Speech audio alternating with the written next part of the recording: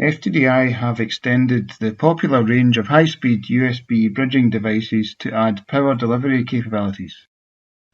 This table summarises the different devices available in the extended family. You can see the original FT232H, FT22322H and FT42322H devices. These provide 1, 2 or 4 interfaces respectively from a single high-speed USB port. We have highlighted the new power delivery versions. These offer the same data transfer features as the original devices but add 1 or 2 power delivery ports.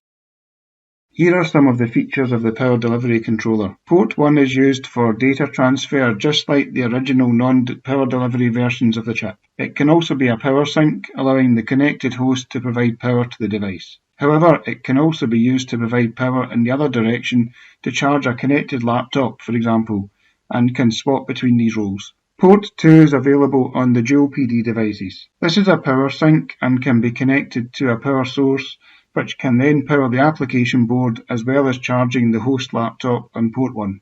The controller supports voltages including 5, 9, 12, 15 and 20 volts, and so using power delivery offers a real alternative to using device-specific external power adapters.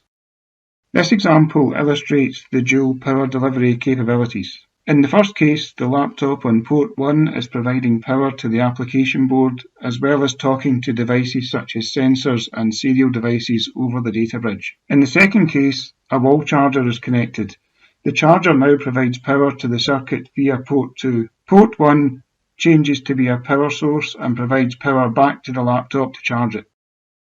The single, dual and quad channel devices support the same features as the original versions but with the addition of power delivery. Here you can see just some of the data bridging applications. These include data logging, connecting sensors, programmers and debuggers, USB to serial conversion, and adding a range of I/O to computer systems.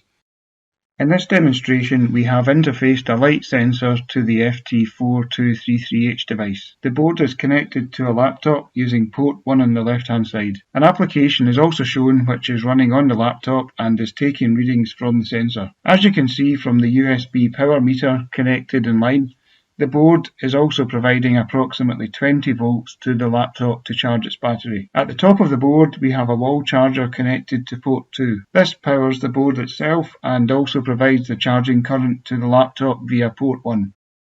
When we now unplug the wall charger from port 2, you can see that port 1 now switches role automatically to become the power provider. As you can see from the direction arrow on the USB power meter, the laptop is now providing 5 volt power to the application board. The data communication is unaffected by the change of power source and the laptop continues to take sensor readings. If we now connect the charger to port 2 again, the power delivery controller switches roles back again. The charger now provides power to the board via port 2 and port 1 becomes a provider of power to the laptop again to charge the battery. The data communication between the laptop and the sensor continues uninterrupted. The new additions to the FTDI high-speed bridging range bring all of the same benefits when adding USB connectivity to your device, but now with even more flexibility in the way you can provide power. Thanks for watching, and if you'd like more information on these devices, please visit us at www.ftdichip.com.